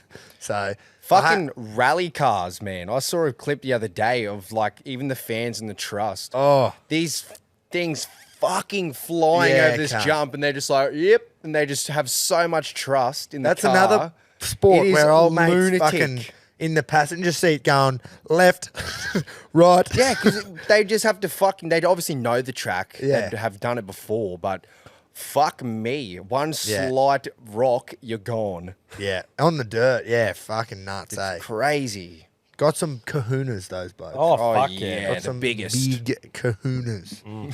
Hey, I've just got a little bit about the UFC this weekend. Yeah. So, big 2+. Middleweight title is on the line. Look, to be honest with you, nothing really fires me up about this card apart from the main event. Strickland versus Dreykus 2+3. 5 for short. Fuck, we're funny. Yeah, only real fight I'm keen on. Very interesting blue. Plenty of feeling in it. So I think there is, isn't there? It'll be cool to see. And how's this for a stat? The last time the middleweight title was on the line and Israel Adesanya was not involved, Michael Bisping and George St. Pierre were fighting for it. So Whittaker was champ, but was promoted from interim. Romero missed weight in the second fight, so the title wasn't on the line. The first proper title offense, he lost to Izzy. Wow. So I'm pretty sure that's right. So that's credit to Izzy. He was fucking dominant, man. That's what I mean, man. Izzy, as much as he might be boring sometimes in fights and that, what he's done in the sport has been fucking and huge. He was an active fighter. He never really was scared to like take on anyone or dance around. You know, why aren't they fighting yet? Yeah. He would fight and fucking back it up. And people forget. Except fucking, who wasn't it against Yoel Romero? One of the most boring fights. That was the most boring fight I've ever seen in my life. Still won the fight, like I suppose. Yeah. But it just shows, man. People forget how good he was too, just because he lost to fucking Pereira if you and Strickland. If you want to have a deep dive into Strickland's wild fucking brain, go and listen to his episode with Theo Von on this part. Didn't he break down? Mate, yeah. But just Crazy you understand how his fucking crazy brain works a little bit more listening to it. Yeah, like, they're all fucked in their head, those fighters. But that motherfucker is like proper. Pretty much, if you listen to it, if he wasn't into fighting, he would be in jail for murdering someone because he just has an urge to just kill a cunt. Like he says that. Yeah. Well, that's why a lot of people get into combat sport because they're just born killers. He said he used to walk around in troubled neighborhoods like with a knife and shit, or just ready to just hoping some cunt attacked him. Like he is crazy in the head, but training lets him have that out. Yeah. And I'm like, this is hopefully he never retires. That's what I mean. This is like we're literally hearing this dude talk about the fact that he could kill someone easily, but he's not doing it training, for show. so he won't. And I'm going, please don't stop training. Yeah. But I mean, I'm shit. Expect fireworks at the fucking press conference, I reckon. To be honest, though, it's a pretty powerful thing that he has been able to come and share what goes on in his head because you start to actually understand why he's so fucked up. Because before that, you just go, what a cockhead. Well, how often do you see that? People make a name for himself. In press conference, they're fucking yapping, saying stupid shit, and people just go, oh, what a fuckwit. They tell their story, and you go, oh, actually, kind of makes sense. Doesn't mean it's right, but... Yeah. And see, for me, Strickland... Normally, if you go, someone's emotional, it's not a good thing. But for me, Strickland didn't give a fuck before about... He doesn't give a fuck about the title. Now that Dreykus brought up his old boy... and his dad and stuff, I actually think that it's given Strickland something to fight for. Because he's like, I don't give a fuck about this belt, man. I'm just fucking, hey, you guys. Yeah. But now he's like, fuck you, cunt. What did Dreykus say to him? He said something about his dad, like, abusing him or touching him as a kid or bringing up his dad. But he wasn't really, was he? He was sort of saying, I'm glad that he got to... talk about it, wasn't he? Nah, he was up. He was fueling the fucking. Oh, right. That's what I mean. Because I heard somebody ask Dreykus about, did you see him get upset or he broke down in the podcast? Yeah. And I think he said, I don't really care about it, but it's good for him that he got to express his emotions or whatever. But he was being cheeky. He was Dreykus afterwards goes, that was easy to break him, like as in after the press conference. No, it was proper, and that's when Strickland's going. Fucking it's on, and I'm going, yeah. Do you reckon Dreykus is going to bash him? Like, beat him? Nah, I'm going Strickland. Nice. I reckon Dreykus is going to fucking put up a performance. Oh, dude, but it's a hard one to pick. I am backing Strickland, but Dreykus, for some reason, just seems like such a big, strong, awkward cunt. But Strickland, like you saw with Izzy, he's got such a weird style where he, like, parries a lot of shots away, and he's awkward to fight. So I'm really keen to watch. I think this isn't to discredit Strickland one bit for the Izzy fight, but everyone said Izzy went out there and looked like he didn't know how to fucking get mixed through martial arts, man. It's because he had a weird stance. Yeah, he was shocking, and Strickland was class. What's it called? It's called the Philly something. Yeah, I don't know. Philly, the defense, like that Strickland does, like Floyd sort of the shoulder roll. It's called the Philly something. Well, that's what Strickland called it. Yeah, was the Philly something. I think Strickland showed in that fight that he can do it. That's why he's the fucking champ. But I think Dreykus is class, man. It's going to be very strong. Yeah, it's going to be a great fight. It's a shame it wasn't. I hope it is just an absolute brawl because I think those two genuinely hate each other. I'm very disappointed with I'm not saying quality because there's probably a lot of fighters who are going to become really big names, but for a pay-per-view card, I feel like you should at least have 2 or 3 fights that have big names that are in and around the top in there. Yeah. Like there's Arnold Allen, who's pretty high up. He lost to Max Holloway. There's a chicks fight underneath it as the co-main, but I'm like, nothing else on that card makes me go, Do you think that's a trap that we've got into with watching UFC cards that sometimes have 2 title fights and all this? Because, correct me if I'm wrong, but the most boxing cards, you've got the fucking main event and then the undercard's usually not that good, or am I? Well, but see, with the UFC and other fights, like, you don't have to be a champion to fire me up. Like Justin Gaethje versus fucking Poirier for just mad cunts, styles and shit and popular blokes that you baddest used to watching. motherfucker belt. Fight for that. Like that sort of shit, or Tai Tuivasa fighting someone, or just entertaining fights that. I don't know. It's just this card I look through and I don't go, oh, nice, there's that. No standouts in the undercard or like any of the prelim fights. I'll be watching it though, but yeah. We'll get on and watch the main event. Right, should we go to the squeeze? I was going to talk about boxing, but we're fucking... No, go on. I just thought it was interesting that Anthony Joshua versus Ngannou got signed. Yeah. And just the fact that that was probably the smartest fucking decision that Francis Ngannou has ever made. Even though what Dana said, rah, and they're up fighting Fury? No, well, just about going to boxing leaving the UFC and shit. People are going, oh, you're mad. Man, what he would have made out of that Fury fight and now what he's going to make out about Joshua, good on him. Fucking big bucks. Never ever would have got close to that in the UFC. No chance. And, mate, it's fucking interesting to go, what he did against Fury, people are like commenting saying, people are divided whether he should have won it or not. Yeah, it was very controversial. But they're going, Fury was unfit, he's this or that. But you go, but Fury always looks like that. And you go... You said it straight away. Did he look extra fucking Reggie? I thought he did. And the more I've seen it against him when he fought fucking Klitschko and that, I'm like, he did look extra Reggie there. But I think that's before and after his big blowout as well. Remember he went off the rails and surely we could look at the any of the Wilder fights. Yeah, I reckon well, that's what I was comparing it between. But I just reckon it'll be interesting to see him against Joshua because that is another just world-class heavyweight. And it'll tell you if Fury was just off for that camp or not. But anyway, we're going to find that out before then. Yeah. He's going to fight Usyk in February. Yeah. So that's going to be awesome. Can't wait for that. Fucking oath. Kambosos and Lomachenko got for a couple of straps, I think. Officially announced in May, I'm pretty sure. And that's Australia. At the Rack Arena, I think, it's in Perth. That's where we watched Volk. It'll be huge. Big dramas for young George, I reckon. Yep, I agree. Huge issues. Big Charlie Arena. You never ever know. What? Oh, Racker. The Charlie Arena. Got ya. It's been a big week. Fuck, we're funny, eh? Fucking hilarious. I think I know who's going to get this week, but the standard squeeze, Ash and the team down there do a cracking job. Everything should be in stock at the moment, so jump on the standardsqueeze.com, get yourself a squeeze, get yourself any of their merch. Yeah. I reckon you should buy one of our 4-in-1s, but they've also got those on their website as well. I reckon we're going to drop those in the next couple of weeks, the Reggies 4-in-1s. Yeah, so stay tuned for that. Stay tuned for those. But hey, this is all about the standard squeeze and what they're doing.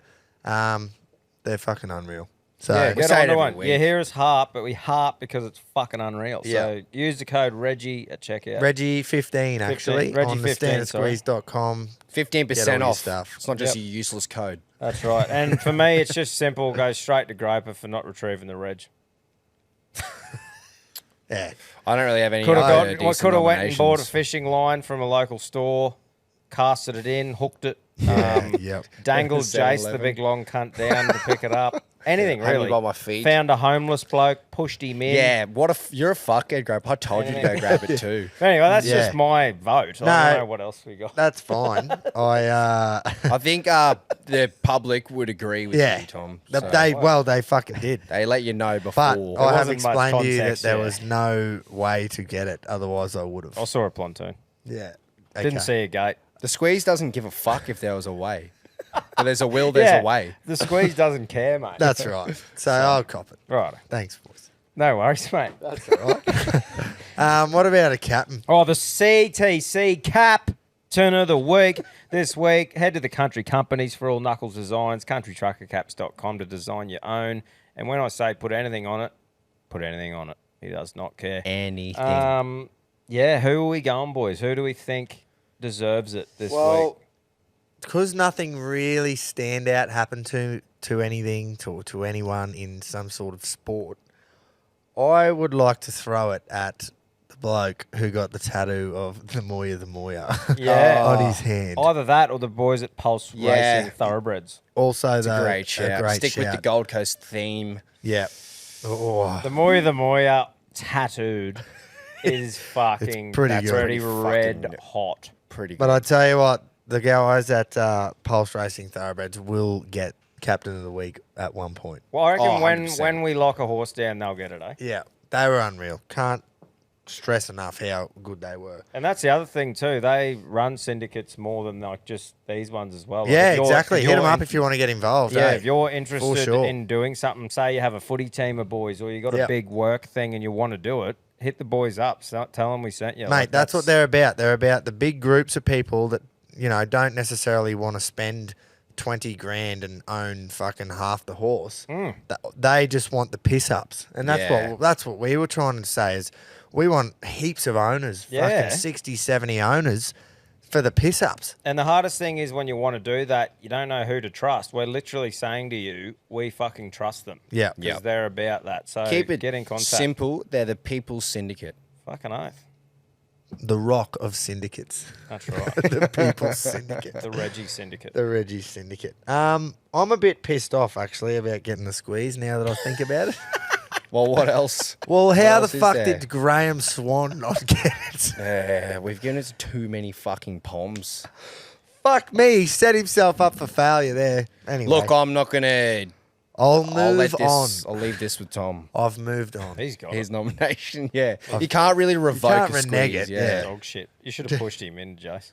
Okay, tried. Jace gets it. Yeah. Yeah, both of you cunts get it. Yeah, I was kind of saying Ah, Clyde for there. fuck's sake. Now, boys, we went to Magic Millions. We got slaughtered on the punt, as we mentioned. Goldie Cash, roulette, pokies, blackjack.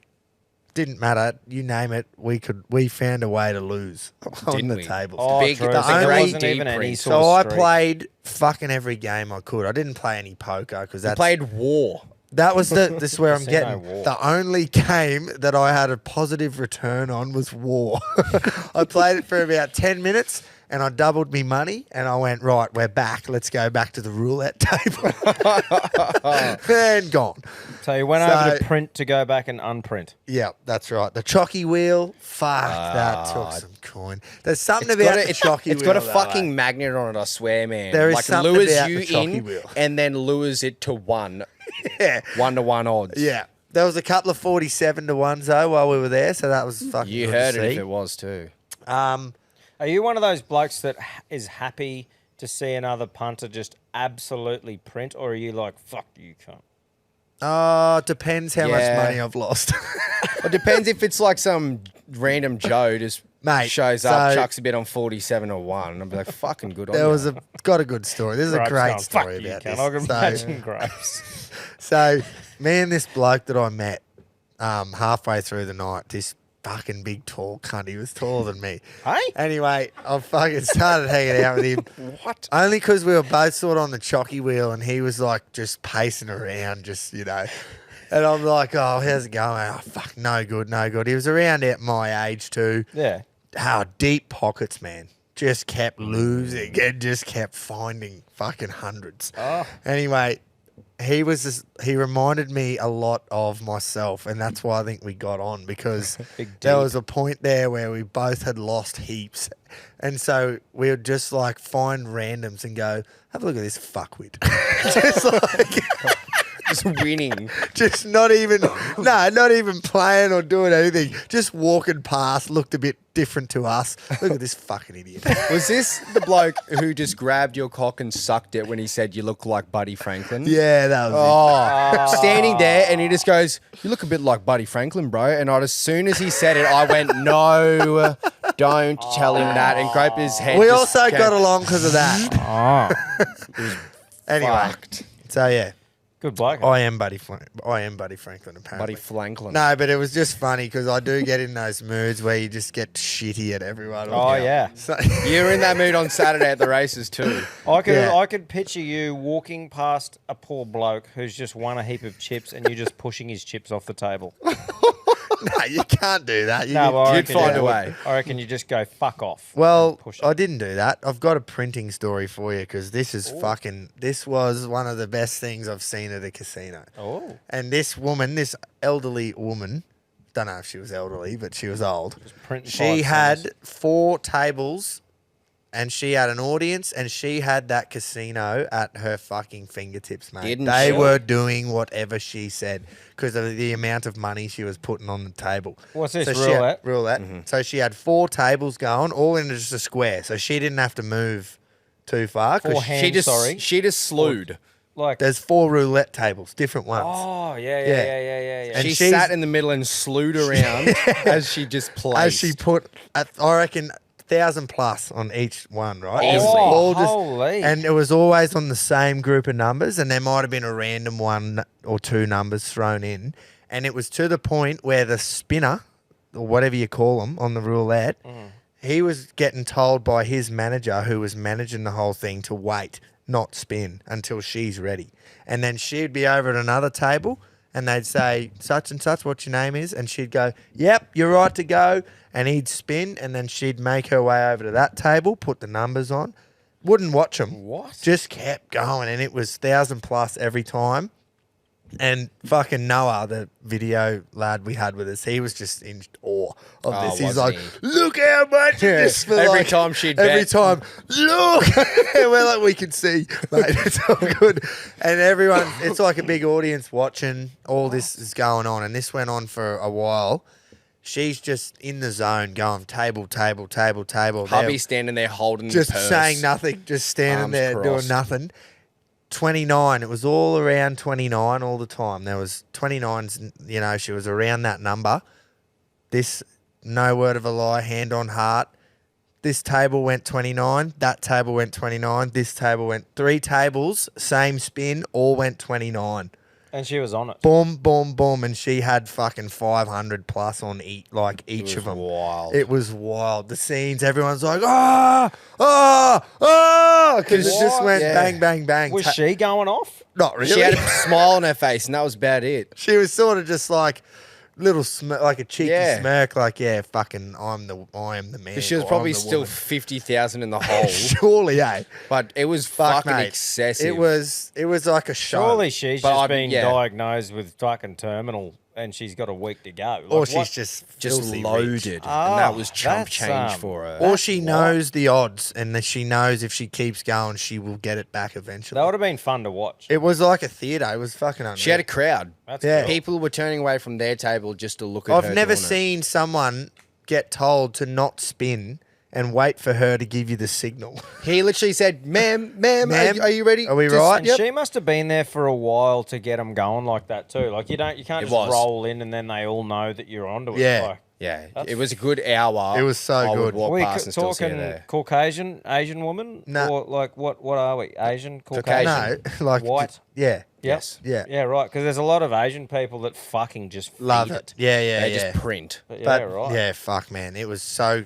Just to see it go 29... Yeah, that's crazy. Within 30 seconds, it went 29 on 3 different tables, and she was on all of them heavy. Yeah. Oh, because it was all around the 29 where she was playing, and that was like the 6 numbers where she was focused on. So sometimes she'd have something here, boys. She'd have a big stack on 29 most of the time, and I'm just going, oh my god! And Big Noah's, she just won 40 grand. Because I just said, "She won." I was like, oh well, fucking about time. And then it went no, and it was like 29 on all 3 tables, and I looked and I just went, holy fuck! It was fucking unbelievable, man. That's awesome. What a yarn. Great print. Yeah. What a print yarn. So good to see. Yeah, she didn't shout us. Didn't get 1 beer off her. No. That's all right. Hubby would have been giving her a lick. No one wanted to marry her. Yeah. Tommy Button asked her to marry. Yeah, got down on his knee. Just went, "Will you marry me?" It was a joke, but it was hilarious. We went well during the first half of the Millions race day. Yep. Backed a few winners. Downhill from there. I had one like $15 roughie get up. Yeah, I was off spirits, but pretty much. We were off the Gold Coast Turf Club. Sorry, the day was unreal, but no data was getting through. Your fucking Telstra towers or something, at the racetrack. And I know it's, there's heaps of people, but I've been to plenty of events with heaps of people and not have an issue in the last few years. It used to be a thing, but not so much recently. And I thought I had enough money for the day on my card. So couldn't bet with Blue Bet, unfortunately, because you could not load anything. Yeah. So I'd loaded money in there, worked out, couldn't use it, couldn't get it out. It was a shit show. So had money on my card, was betting with cash all day, fucking ran out, and couldn't even put money on Lady Laguna in the last to get it all back. It was just fucking shit. But anyway, speaking of Lady Laguna, I was going to ask Quino to play the last week's tips. Did we back any winners? We know we got one. Did we?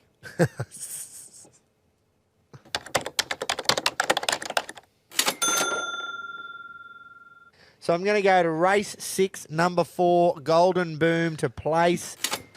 That thing got Rockets Roughies raring to go. I can't go past the GC on Saturday. Race 8, horse 4, Highness. If you can get the right run, look for him late. Paying $6 a win, $2 a place. Jump on him, stay hard. The first bet, going $80 to win on a singular horse in the last at Gold Coast, Lady Laguna. My second bet is going to race 8, as many have before me this episode. He's got him. I'm going $20 to win on Parkour. So it's a bit of a vibe here as well, because it's such a fucking hard race. So the Parkour bet's in there because it got scratched. So we had the scratching. We had the ton on Lady Laguna in the last. Fuck yeah. Hence Great why win. these glasses are fitting. Great win for Annabelle And Nisham. we missed out on the race. We had left early because it was taking... I don't know what the issue was. So it was some what happened barrier breakdown. that was a fucking... So in there was race a 9, long time waiting. There was a horse got its front leg caught in the barrier and it couldn't get it out. They had to fucking cut the barriers. so that's what happened. That's why it was such a big So they thing. brought all the horses back to the tie-up stalls and everything, and there was money issues. We couldn't bet because nothing was working. So we left. We didn't actually see that one run, but We were pretty plastered Oh at this shit, point yeah. at the hotel, and Groper just goes, "But guess what?" And I'm like, "What?" And he's like, "Laguna got up!" We just completely forgot about it, but the spirits were high. But pretty much like Gold Coast Turf Club, do fucking better. Do a bit better with your Just a with bit your better data and. Not I get there's a lot of getting people, horses but leg-dreamed. fuck me, this comes back to us just having the shittest mobile reception in the world. Oh, we're so good. Anyway, Rockets horse run second actually in the 2-year-old classic. That was very unlucky not to win because Storm Boy, I cannot believe the run that thing produced. Nothing was going to beat that, but I mean, I obviously didn't tip it, but just to watch that was unreal to see. Yeah. It burnt the candle at both ends, like it had to come across from the wide barrier, burn all its energy, done it again at the 400 and then kicked again. And I'm like, what? As soon as it You ran can't home do that. and won, I just went, why did I ever go against it? Yeah. It was an easy watch for punters who were on it. So Rockets done well to run second there. And Lady Laguna, Maxie fucking, very soft win. Yeah, Maxie didn't even bowl a He ball. didn't fucking bother. hit a 6 piece of piss and then no balls bowled. I feel like, come on, bruh. Fucking when do you not bowl a ball? Like, is there an injury there or what the fuck wouldn't Just he have a didn't bother. bowl? Don't know. Sofrado didn't place anyway, so Yeah, but that whole situation pissed me off. 'cause Sofrado was going to win, but then it had to wait another hour. They to went jump. out and then they brought him back Yeah. to the stalls and it was just a shit show. That's what we were saying. Like, me and the boys had a bit of a quaddie on over after playing a game of golf. No, what were we doing? Anyway, had a quaddie on. And, we were the same, man. We had it at the Gold Coast, and we're like, for fuck's sake, this throws everything all just weird and out of whack. I'm all getting fucked around. And, wasn't good. Yeah, anyway, I mean, I didn't mind the day. It was good. I don't know if I'd go back to the race day just because of obvious reasons. But, no, it was not too bad. There was massive lines for piss too. You know, like drinks, not to have a piss. Huge. But, anyway, pull your finger out, Aquas. Get some good Wi-Fi and give everyone the code. Oh, yeah. They had Wi-Fi there, but it was too fucking many people on it to join. You should just fucking put Starlink on a hat. Yes. $5 for the code from everyone. Yeah. Oh, there you go. So look, we'll load up again. I broke me duck for the all in, thank God, by the skin of my. So fucking what was it called? Golden Boom run third by the skin, and I'm like, thank God for that. I've broken me drought for the all in. So we'll go again. Yep. This week's blue bet all in multi. I'm gonna go to Eagle Farm, race number 7, horse 9, Black on Beauty. It's first up, resuming. Look, track 2 from 2. Jockey never been out of the placings. Track and distance 2 from 2. Its career, it's only ever it's had 4 wins from 10 starts. First up, it's got a good record. 2 wins and a second from 3 goes. Doesn't mind the sting out of the track on soft going. And I can tell you now, it sheeted rain in Brizzy today while I was there. So hopefully we get it on a soft track. Angela Jones is on. Tony Gollan's training. $3.20 a win. Let's just go the win while we're on. Yeah.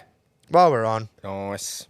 Bloody oath. Well, my leg, I'm going to the UFC this weekend. I think it's going to be an interesting fight between Strickland and 2+3. But I'm going with Strickland to get the win, paying about $1.73. I just think there's a little bit of extra motivation for Strickland compared to other fights he's been in. So I think he'll come out and perform. If I was going to go even more so, I'd go on points, but I'm just going to win. Yeah. Nice. Love it. Righto, I'll wrap it up once again. I'm heading to Flemington, race 1, number 1, Superazzi. So it's a bit of a late entry here. It had a great win last weekend at Flemington at the 1,600 metres, which is going again this weekend. A little bit of a vibe in the trainer. His name's Ben Brisbane. Spelled Brisbane, though. Benny Brisbane. Benny Brizzy. Barbs would know him. Yeah. Anyway, so about 6-horse race, so it's not a huge field.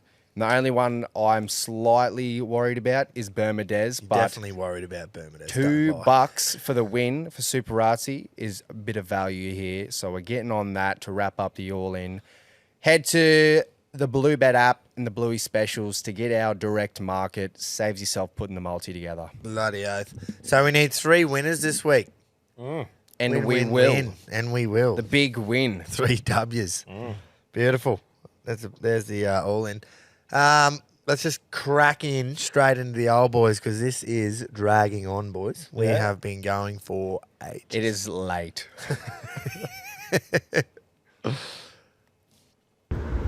Keating. Reginald, I'll keep it short and simple this week, and to be sure, to have a few dollars on this horse at Flemington on Saturday. This afternoon, markets came out from Blue Bet. I took the $26 a win, $8 a place, and I'll be having a few more each way outlays on this horse over the coming days. The horse I speak of is Whiskey on the Hill, Flemington Race 8 and number 4. Oh yeah, don't worry, it's drawn very poorly out wide, but over the 2,000 metres, this should not be of too much concern, unless the little midget McNeil decides to sit 8 wide the trip. Former Irish horse. Only having 3rd start in Australia, is now getting up to the suitable distance. We could be 1 run short with this horse, guys. It'll get better as it gets further. Having only had 9 career starts, it's already got 3 wins, so it's got ability. MD Maroney certainly knows how to find and train a good stayer. Keto's Collectors, Flemington, race 8, number 4, Whiskey on the Hill at big odds. Until next week, guys, happy punt and stay safe. Just sniffing a bit of value. Really sold it to you, did he? Oh, He's drawn wide. And he might be a run short. And he might run him out 8 wide. On you, Keats. And we'll all still fucking get on it. Yeah. Yep. Oh, righto. Pedro. G'day, Reggies. Time for Pedro's picks. Oh, no luck in the Magic Millions last week. So, fuck it. Let's go to the Big Bash again. Yeah, Let's load our pockets for the weekend. Didn't he We've got Brisbane Heat and qualifiers Friday night against the Sydney Sixers. That's right, at the Gabba. So let's fill our pockets over the weekend so we can blow it all on the punt. 3-leg multi. Josh Brown to score 20 more runs. Moses Enriquez to get 20 more runs. Michael Nisa to get 2 or more wickets. 3 legs, easy. Thanks for Blue Bet. It's paying just over $10. Attack, boys. Cheers. Nice. Love it. Boys, we'll go to Rocket, but do not let me forget to say what I want to say after. Okay. All right? All right. Boys, punters, Queenslanders, Rocket Trophy's raring to go. We're off to Rose Hill on Saturday, race 5, horse 5, Soldier of Rome. Waterhouse Spot, the trainers. He's an exciting 3-year-old colt. He'll be on pace, paying $5 a win, $1.85 a place. Jump on him, stay hard. Glorious. Love it. Definitely had a bit of sport on in the background there. Got head flicking too. He had the old analogue out. Right. Down his notes. Coming off the back of last week when we were talking about that meme with old mate. Tiger. So it goes, Dad, why is my sister's name Rose? Yeah. Because your mother loves Rose's son. Oh, thanks, Dad. And then this is what Pedro should say to Jace. No worries, 5-leg multi.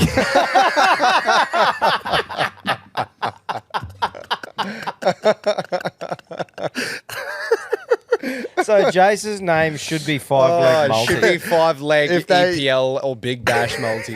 If they made a meme about Pedro and Jace in that situation. Can someone do that and put it in the RRLC, please? Or no worries, swinging. Yeah. Constantly swinging. No worries, the Moya. Yeah. Oh, That's fucking That's gold. brilliant. Good job. That's the old boys. As it, always. eh? As always. Little fucking dog there. No, it's his punters club, boys. Fuck, did anyone tell him it's his punters club?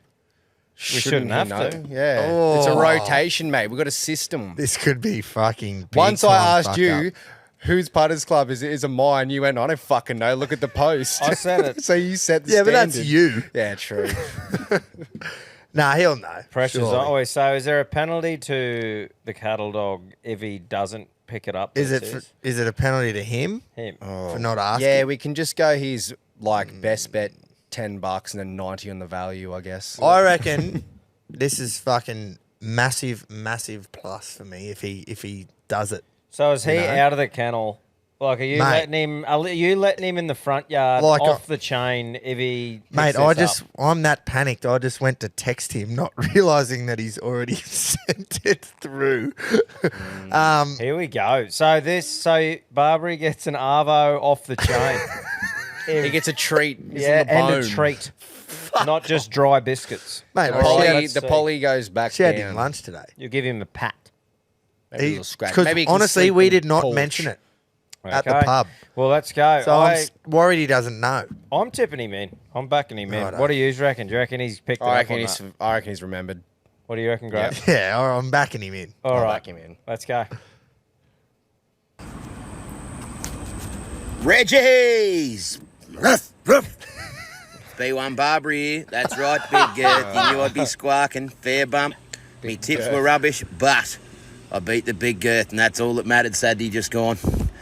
On to this week, and she's fucking slim pickings again this week, lads, to be fair. Obviously, the Millions has finished. Summer Carnival in Brisbane's over.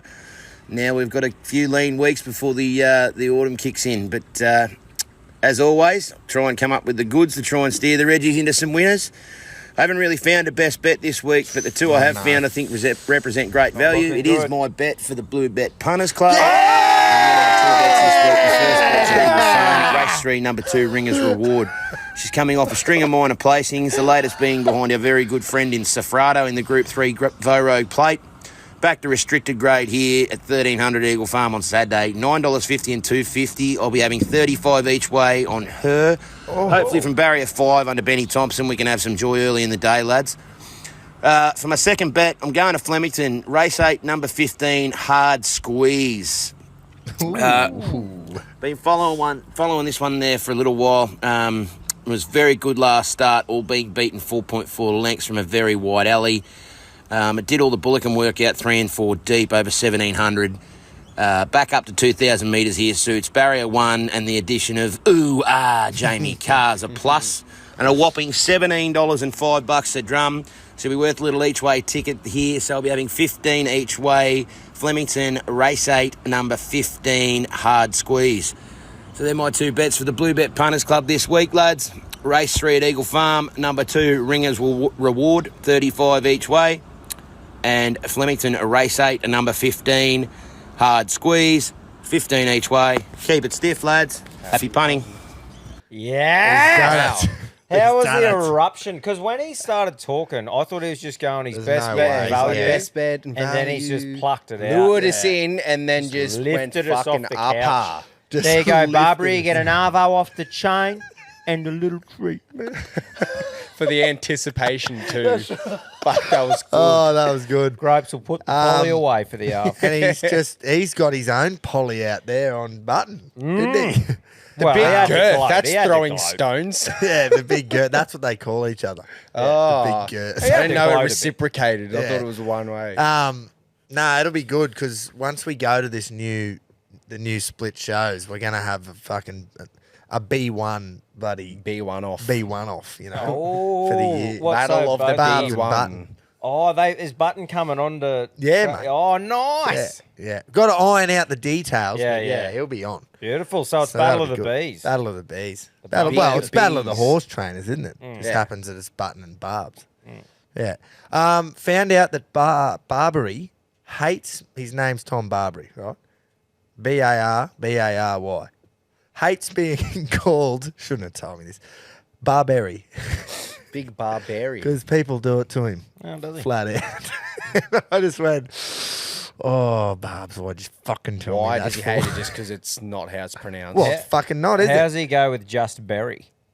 Just Barbary. Yeah, but how's he go with just Berry? Like if you say Berry, just call him Berry. Big berries. Why the fuck would he be okay with that? No, well, it's not about him being okay. It's about annoying him with the name. Yeah, definitely Barbs. Don't tell cunts you don't like being called something. I hated Groper when I started. And he was very vocal about it. Fuck, I hated it. Yeah. I went off. I was at a point where I was like, don't you fucking call me that or it's going to be on. And look at me. Look at him. It was never on and his name's still Groper. No. Yeah. It was exactly. Good on you, Barbs, mate. That was fucking very impressive that you're that was fucking out. Great way to finish it up. Yeah. Unreal. And I wonder if it would have been better if we all just sort of forgot and then, we built it up to a fucking just we spoke about it today. I had no idea. I didn't listen to anything. That's why I fucking panicked. Yeah. Because I was like, oh, shit. Well, normally all of us, I think my last Punters Club, I knew it was me punters about fucking half an hour before because Jay said, Tom, by the way, it's your punters. And I went, oh. Yeah. But like we say, you should fucking know. That's right. I had faith in him. That's on me. I 100% had faith in him from the start. Yeah, okay. Did you? Yeah, that's why when Tom said, is it mine? I said, no, it's Barb's. I was like, he has never missed one. True. Have we ever really had to tell him? Yeah, but it's just weird. We didn't even mention it at the pub. He's not a bloke that would forget it. No. That's the thing. He loves true giving blue out Reggies. tips. He's a dead set Reggie. Dead set Reggie. He's on the vinegar stroke. The vinegar stroke. Oi, feel free to just say that we're fucking weird for not knowing about. Yeah, are we weird for not just fucking vinegaring our palmy and chips? Nah, just the chips. Wasn't the palmy. Oh, well, just give him a bit of credit there. I understand vinegar and chips. I don't understand it with the palmy though. That's my salt and vinegar chips. Yeah, but it was only on the chips. That's what I mean. But like. How much vinegar are we talking? Were they soaked? Bro. Soaked to the point of not being crispy anymore? The waitress, I reckon. Oh, fucking oath. Fuck off. The waitress bought him out a massive thing and he goes, oh, fucking hell. And he didn't use it all. But, I've got to admit I'm intrigued to try it, though. Because I had one. It wasn't shit, but I was never having it again. It would taste the same as it does if you had it with fish and chips if it's by itself. It's just the fact that it's beside a palmy is like, what the fuck? Yeah. Anyway. When you really simplify it, you do whatever, but it was just... I'm not defending him, but I wouldn't do it with my palmy, but I get it. Is it a Mexican thing? Like, did he bring that up from... Vic. Did he bring that up from down south? Like Victoria. Yeah, well, does he call it... He probably calls it a fucking Palmer. No, he's a resident. Think he's a palmy boy. He's a look. I'm calling Barbs a Queenslander, right? Yeah. We're claiming Barbs as a Queenslander. I'm just saying. I wonder if the vinegar made its way up from Mexico. Yeah. Let us know, Mexicans. Let us know, everyone. Like Shout out quickly before we go to fuck me. I forgot about me, mate. Shout out to fuck me. Mitch. Big fuck me. Mitch. Oh, yeah. Mitch from Melbourne. He flew up from the Goldie on Saturday morning. From Melbourne to the Goldie Saturday morning. Come to the track with us all day. Flew back to Melbourne that night. Mate, I'm telling you, we almost had him changing the flight. Almost. And I'm talking, like, you know when you think you got someone? Yeah. We had him. He was doing it. And then all of a sudden, it's like he's used his brain and gone, no, don't be a dickhead. Yeah. And then I said, boys, I've got to go. Yeah, and then off to the airport he went. But no, it was good to meet him, hang out with him for the day. Top bloke. Essendon fan, though. Yeah. Essendon fan, so. Anyway, great show. We'll see you next week. Yeah, good stuff. If you got all the way through it. Fuck yeah. Good on you, Reggies. It was a big one. There's plenty going on, though. Oh, I loved it. I'm all about it. Going on. See you next week.